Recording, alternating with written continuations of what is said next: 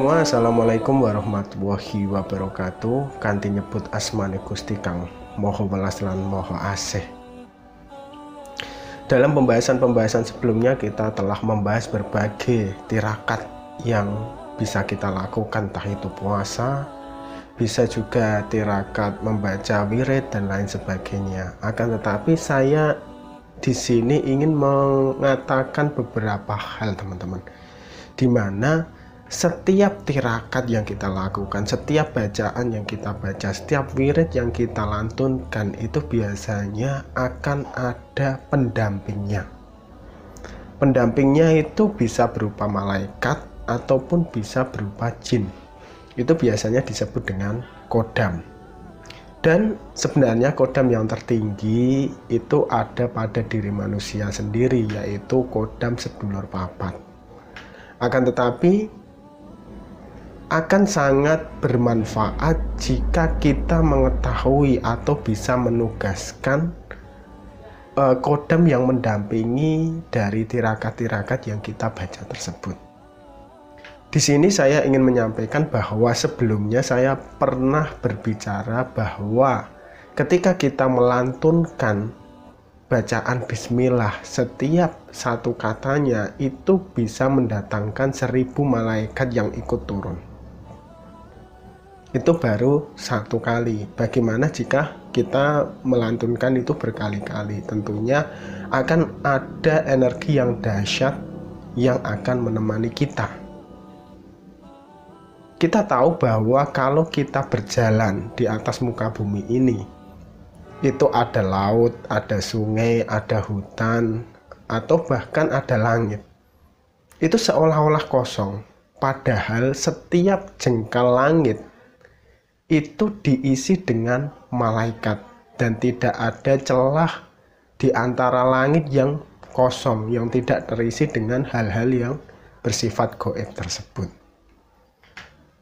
Percaya atau tidak percaya, hal itu adalah hal yang wajar, hal yang memang begitu adanya. Boleh teman-teman tidak mempercayai hal tersebut, dan boleh teman-teman mempercayai hal tersebut. Apalagi baru-baru ini ada perseteruan antara orang yang mengaku ghost dan orang yang membongkar karena dia mengetahui trik-trik yang digunakan oleh si ghost tersebut.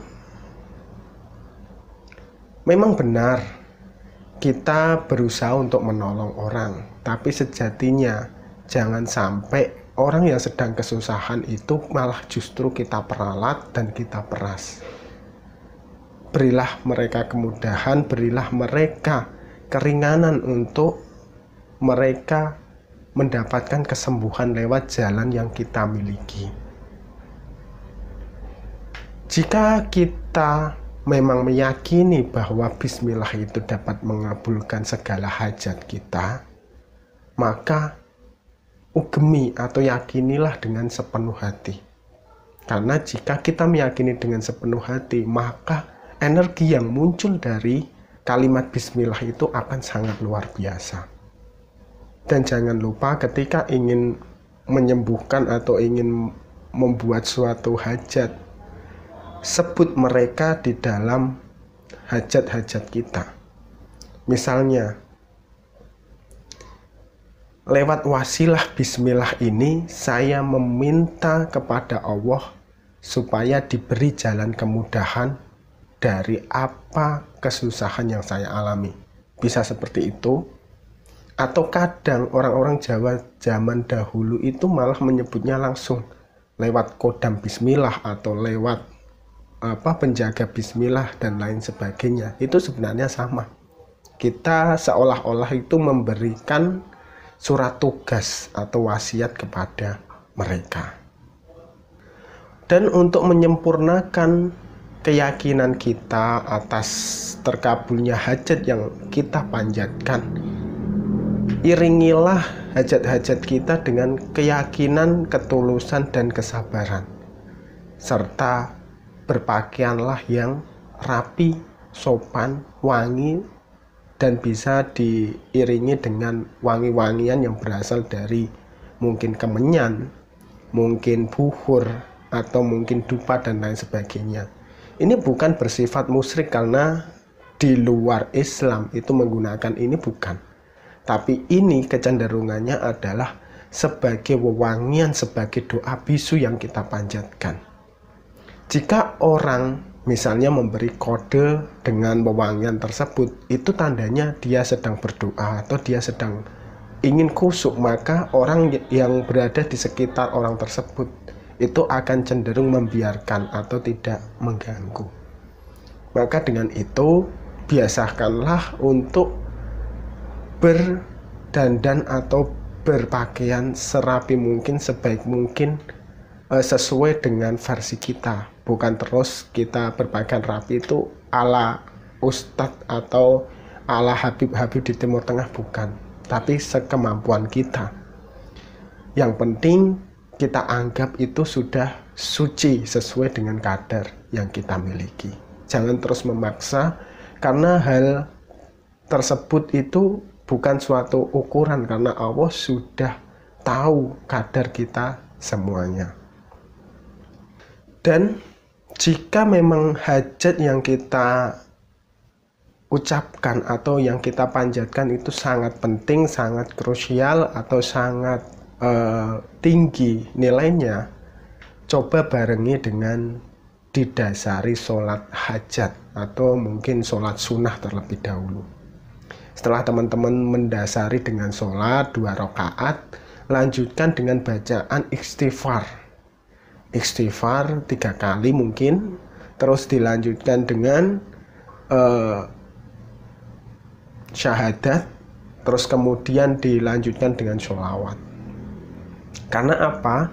Karena ketiga kalimat ini itu sangat mulia teman-teman, dimana istighfar itu bisa membersihkan energi buruk yang ada di dalam diri kita. Ini ibaratnya gelas, istighfar itu sebagai pencucian dari gelas tersebut. Terus syahadat itu mengakui keesaan dari Allah dan Nabi Muhammad adalah kekasihnya. Ini ibarat gelas itu, setelah kita mencuci, kita lap, dan kita ibaratnya itu mempersembahkan bahwa gelas ini itu akan kita gunakan untuk apa. Seperti itu.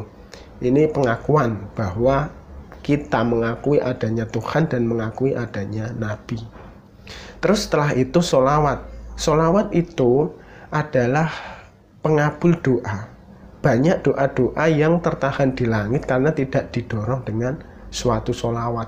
Jadi berusahalah untuk melantunkan sholawat sebanyak mungkin untuk mendorong hajat-hajat tersebut.